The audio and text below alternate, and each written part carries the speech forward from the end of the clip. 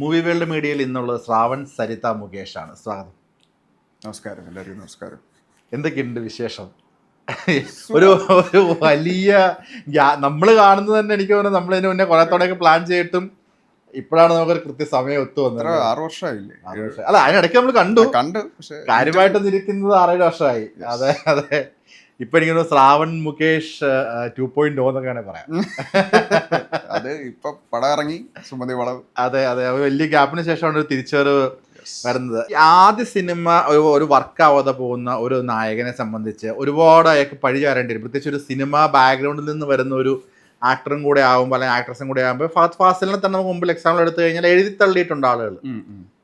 ഓനെ കൊണ്ടൊന്നും പറ്റൂല സാറേ എന്ന് പറഞ്ഞാൽ തന്നെ പുള്ളിയെ കൊണ്ടൊന്നും നടക്കില്ല എന്ന് എഴുതി തള്ളിയ ഒരുപാട് മലയാളികളുണ്ട്. അപ്പോൾ അതുപോലെ തന്നെ ആദ്യ സിനിമയ്ക്ക് ശേഷം ശ്രാവണാണെന്നുണ്ടെങ്കിൽ വിമർശനങ്ങൾ ഒരുപാട് കേൾക്കേണ്ടി വന്നിട്ടുണ്ടാവും. ഇന്ന് ഇത്രയും സോഷ്യൽ മീഡിയ ഇൻസ്റ്റാഗ്രാം ഒന്നും അത്രയും വന്ന് ആൾക്കാർ അത്രയും യൂസ് ചെയ്തിട്ടില്ല. ബട്ട് സ്റ്റിൽ ഒരുപാട് വിമർശനങ്ങൾ ഉണ്ടാവും. ഈ ഹാർഡ് ഫേസ് അത് എങ്ങനെയാണ് ഓവർകം ചെയ്തിരുന്നത്? എങ്ങനെയാണ്?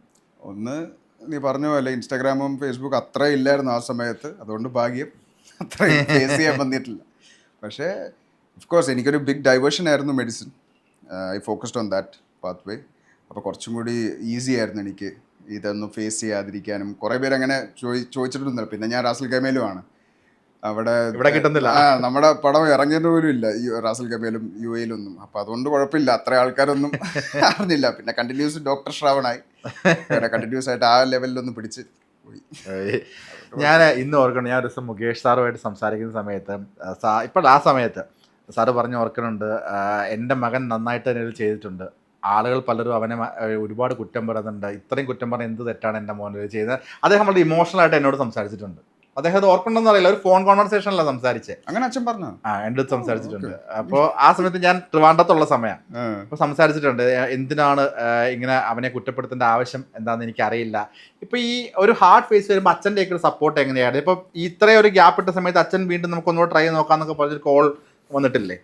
പിന്നെ അച്ഛൻ എപ്പോഴും സപ്പോർട്ടീവാണ് ഈ അഭിനയിക്കാൻ വേണ്ടി. അമ്മയാണ് മെഡിസിൻ എന്നൊക്കെ പറയുന്നത്, പക്ഷെ അച്ഛൻ എപ്പോഴും സപ്പോർട്ട് ചെയ്യും. പക്ഷേ ഇങ്ങനെ വാടാ നമുക്ക് നോക്കാം, വാ എന്ന് പറഞ്ഞാൽ പിന്നെ വിളിക്കുമ്പോൾ കേൾക്കുന്നില്ല ഇങ്ങനെയൊക്കെ പറയും ഇടയ്ക്കൊക്കെ. അപ്പം ഇപ്പം കറക്റ്റായിട്ട് അച്ഛൻ പറഞ്ഞ്, മോനെ വേണമെങ്കിൽ ഒന്ന് ട്രൈ ചെയ്യും, നല്ലതാണ്, ചാൻസ് ഒക്കെ കിട്ടും, കമോൺ ലെറ്റ്സ് ട്രൈ എന്നൊക്കെ പറഞ്ഞിട്ടാണ് പ്രോത്സാഹിപ്പിച്ച് വിട്ടു വന്നത്. ഈ ഡോക്ടറാണ് എനിക്കറിയാം, ഞാനിപ്പോഴും കാണുന്ന വാട്സപ്പ് സ്റ്റാറ്റസിൽ ഈ MBBS ബാക്ക്ഗ്രൗണ്ടിനേക്കാൾ ഉപരി വണ്ടികളുടെ ഒരു സ്റ്റാറ്റസിലാണ് ഞാൻ ഇന്ന് വരെ കൂടുതൽ കണ്ടിട്ടുള്ളത്. ഈ വാഹന പ്രേമമൊക്കെ എന്താണ്? വണ്ടിപ്രാന്തരാണോ? വളരെ വളരെ വലിയ. ഞാൻ അത് മാത്രമേ കണ്ടിട്ടുള്ളൂ സ്റ്റാറ്റസിൽ, വേറെ ഒന്നും കൂടുതലായിട്ട് വേറെ ഒന്നും കാണാറില്ല. കാരണം മെഡിസിൻ എന്ന് പറഞ്ഞാൽ എനിക്ക് I am an emergency physician. അപ്പം ഭയങ്കര സ്ട്രെസ്ഫുൾ ജോബാണ്.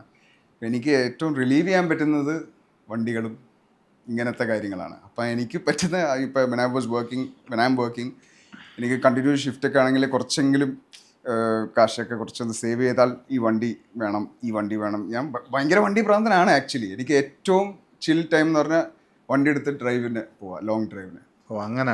അങ്ങനത്തെ ഭയങ്കര റിലാക്സിങ് ആണ് എനിക്ക് ഡ്രൈവിങ്ങും എല്ലാം. അത്ര ഇഷ്ടമാണ് വണ്ടിക്ക്. അതുകൊണ്ടാണ് സ്റ്റാറ്റസിലൊക്കെ ഞാൻ ഓൾറെഡി ഇത്രയും വണ്ടി ഞാൻ കേട്ടില്ലാത്ത വണ്ടികളിലൊക്കെ സ്റ്റാറ്റസ് കണ്ടിട്ടുണ്ട്. ഇന്ത്യയിലില്ലാത്ത വണ്ടികളുടെയൊക്കെ അത് ഒരെണ്ണം വേണമെന്ന് വിചാരിച്ചാൽ ഞാൻ അങ്ങനെ ഫോക്കസ് ചെയ്തുകൊണ്ടിരിക്കും. ആ വാൾപേപ്പറൊക്കെ ആക്കും, എൻ്റെ ലാപ്ടോപ്പിൻ്റെ സ്ക്രീൻ ഇതൊക്കെ ആക്കും ആ വണ്ടി തന്നെ. അങ്ങനെ ഫോക്കസ് ചെയ്ത് ഒക്കെ ജോലിക്ക് പോയി തിരിച്ച് വന്ന് വീണ്ടും ഫോക്കസ് ചെയ്ത് അങ്ങനെയാണ് അങ്ങനെ കിട്ടുന്ന. ഈ സ്റ്റാർ കിഡ് ഒരു വണ്ടി മേടിക്കാൻ വലിയ പാടൊന്നുമില്ല, പക്ഷെ അവനവൻ്റെ കാശ് വേണ്ടി മേടിക്കാന്നുള്ള ഒരു വളരെ പാടാണ്. ആ ഒരു ഈഗോ ഉണ്ടോ? ഈഗോ ഇല്ല, നമുക്കൊരു സന്തോഷമാണ് ജോലി ചെയ്ത് കഷ്ടപ്പെട്ട് കാശ് ഉണ്ടാക്കി മേടിക്കുന്ന പറഞ്ഞാൽ സംതിങ് ഡിഫറെൻറ്റ്. അല്ലാതെ ഇപ്പം പ്രത്യേകിച്ച് അച്ഛൻ്റെ കയ്യിലെ കാശുണ്ടല്ലോ എന്നാൽ പിന്നെ അച്ഛൻ മേടിച്ചിട്ടുണ്ടാവും, അങ്ങനെ ഒന്നല്ലല്ലോ. Something different. നമ്മൾ ജോലി ചെയ്ത് സ്വന്തമായിട്ട് ഏൺ ചെയ്ത് മേടിക്കുമ്പോൾ ഒരു നല്ല ഫീലാണ് അത്. പ്രത്യേകിച്ച് അങ്ങനെ ഓടിക്കുമ്പോഴും അതേപോലത്തെ കാസൊക്കെ I mean to sports cars mostly. അപ്പം അങ്ങനത്തെ ഒരു സ്ട്രെസ് ഫ്രീ ആണ് കാർസും ഡ്രൈവിങ്ങും.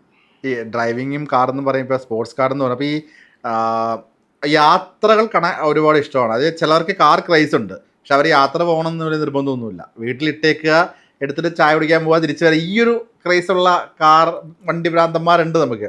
അത് യാത്രകൾ ഇഷ്ടപ്പെടുന്ന രീതിയാണ്. എങ്ങനെയാണ് അത്? ഞാൻ മിക്സാണ് ആക്ച്വലി. യാത്രകളും ഇഷ്ടമാണ്, എന്നാലും വീട്ടിൽ പാർക്ക് ചെയ്തിട്ട് രാവിലെ വന്ന് ഒന്ന് വാഷ് ചെയ്ത് കാണാനും അതിൻ്റെ കൂടെ ഇരുന്ന് ചായ കുടിക്കാനും ഒക്കെ കണ്ടുകൊണ്ടിരിക്കാനും അതും എനിക്കിഷ്ടമാണ്. എൻ്റെ ഫ്രണ്ട്സ് എപ്പോഴും പറയും ഞാൻ വണ്ടി മേടിച്ച് പിന്നീട് ഞാൻ വിൽക്കുമ്പോൾ അത് മേടിക്കാൻ വേണ്ടി ആൾക്കാർ വരും. കാരണം അത്രയും നല്ലതായിട്ട് ഞാൻ മെയിൻറ്റെയിൻ ചെയ്ത് ഒരു ചെറിയ പ്രശ്നം ഉണ്ടെങ്കിൽ അയ്യോ അത് ശരിയാക്കണം, ചൂടത്തൊന്നും ഞാൻ പാർക്ക് ചെയ്യത്തില്ല, ഇങ്ങനെയൊക്കെ അത്രയും ഒരു മനുഷ്യനെ പോലെയാണ് ഞാൻ സ്നേഹിക്കുന്നത് വണ്ടികളിനൊക്കെ. അതുകൊണ്ട് അങ്ങനത്തെയാണ്, മിക്സാണ്. I love to drive. എന്നാൽ റാഷ് ഇങ്ങനത്തെ ഒന്നല്ല, അത് ഫൈൻ കിട്ടുമ്പോൾ മനസ്സിലാവും, നിർത്തും. ഓട്ടോക്കകത്ത് സുന്ദരി എന്ന് പറഞ്ഞ ഓട്ടോയോട് സംസാരിക്കുന്ന ലാലേട്ടനെയൊക്കെയാണ് എനിക്കിപ്പോ ഓർമ്മ വന്നത്. അതെ, സത്യം എനിക്ക് കുറെ അങ്ങനെ ഫീൽ ചെയ്തിട്ടുണ്ട് വണ്ടി ഓടിക്കുമ്പോൾ. എടാ സോറി എടാ, ഇത്രയും ഫാസ്റ്റായിട്ട് അല്ലെങ്കിൽ ഇത്രയും ഇഞ്ചിനൊക്കെ ഹീറ്റ് ആകുമ്പോഴേ സോറി ഫുൾ ചെയ്യാം ഇങ്ങനെ സംസാരിക്കുമ്പോൾ ഇതുവരെ വണ്ടി യുനോ നിർത്തേണ്ട വന്നിട്ടില്ല. മീൻസ് പ്രോബ്ലമായിട്ട് ഹൈവേയിലോ സ്റ്റക്കായിട്ടോ ഒന്നും ആയിട്ടില്ല. അല്ല അങ്ങനെ വണ്ടിയോട് സംസാരിക്കുവോ? ഇങ്ങനെയൊക്കെ ഭ്രാന്തൊന്നല്ല കേട്ടോ,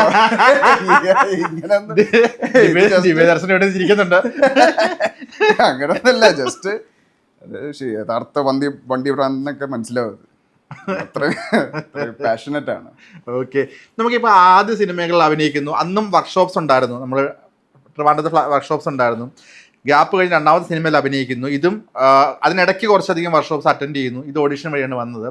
പിന്നീട് നമ്മളൊരു സെറ്റിലേക്ക് വന്ന് ഫസ്റ്റ് ഷോട്ടിന് വേണ്ടിയിട്ട് വെയിറ്റ് ചെയ്ത് ഫസ്റ്റ് ഷോട്ട് ഇപ്പോൾ ഒരു ആക്ഷൻ കേൾക്കുന്ന സമയത്ത് മനസ്സിൽ കൂടെ പോകുന്ന ഒരു മൊമെൻ്റ് എന്തൊക്കെയായിരുന്നു? അതല്ലെന്നുണ്ടെങ്കിൽ ആദ്യ സിനിമയിലെ അഭിനയം ഇത്ര വർഷത്തെ ഗ്യാപ്പിന് ശേഷം രണ്ടാമത് വീണ്ടും പുതിയതായിട്ട് തന്നെ ഒരു റീലോഞ്ച് ചെയ്യപ്പെടുന്നു, ആ ഒരു സമ്മിശ്ര എന്താണ് ഫീലിങ്സ് എന്തൊക്കെയായിരുന്നു? അല്ല, ആദ്യം അഭിനയിക്കുന്ന പടത്തിൽ നീ ഉണ്ടായിരുന്നില്ല. അതാ ഞാൻ പറഞ്ഞു, നമ്മളന്ന് വർക്ക്ഷോപ്പും കാര്യങ്ങളൊക്കെ വെച്ചിട്ട്. പക്ഷേ അത് ഐ ഫീൽ നൗ എനിക്ക് കുറച്ചും കൂടി അറിയാം സിനിമയെ പറ്റി, കുറച്ചും കൂടി ഡിഫറെൻറ്റ് ടൈപ്സ് ഓഫ് ആക്ടിങ്ങിനെ പറ്റി, how to behind the camera also I'm still learning a lot of things. അപ്പോഴെന്ന് പറഞ്ഞാൽ ഫ്രഷാണ്, എനിക്ക് അത്രയൊന്നും അറിഞ്ഞൂടാ. നിനക്കറിയാം നമ്മൾ പ്രാക്ടീസ് ചെയ്തോണ്ടിരുന്നു. ഇപ്പൊ കുറച്ചും കൂടി I feel little bit more I M educated in this field. അത് എനിക്കത് വേണമായിരുന്നു. ചുമ്മാ കയറി when you start something background homework ഒക്കെ ചെയ്യും. ഞാൻ എപ്പോഴും അങ്ങനെയാണ് ചെയ്യുന്നത്. സോ അതുകൊണ്ട് I tried my level best this time.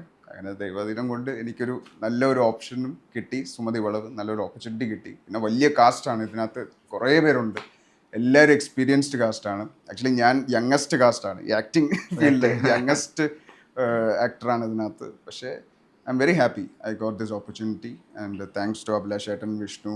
പിന്നെ ഈ ഷൂട്ടിംഗ് ലൊക്കേഷനിൽ കംഫർട്ടബിൾ ആയിട്ട് ആക്കാൻ വേണ്ടി അർജുനുണ്ട്, ബാലു ഉണ്ട്, ഗോകുലുണ്ട്. ഇപ്പോൾ ഒരു ബോയ്സ് ഗ്യാങ് പോലെയായിരുന്നു, നല്ല ഫാമിലി ടൈം ആയിരുന്നു. അപ്പം കംഫർട്ടബിൾ ആയിരുന്നു എനിക്ക്.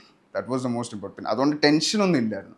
ഫസ്റ്റ് ഇതൊക്കെ ആക്ഷനൊക്കെ പറയുമ്പോഴേക്കും എനിക്ക് അത്രയും ടെൻഷൻ ഇല്ല. കാരണം ഇവരൊക്കെ ഉണ്ട്, എടാ നീ ഇങ്ങനെ ചെയ്യടാ അതെങ്ങനെ ചെയ്യടാ എന്നൊക്കെ പറഞ്ഞാൽ ഒരു എടാപ്പോടാ ബന്ധമായി ഫസ്റ്റ് ഡേ തൊട്ട്. അപ്പം ഇറ്റ് വാസ് ഓക്കെ, കംഫർട്ടബിൾ ആയിരുന്നു.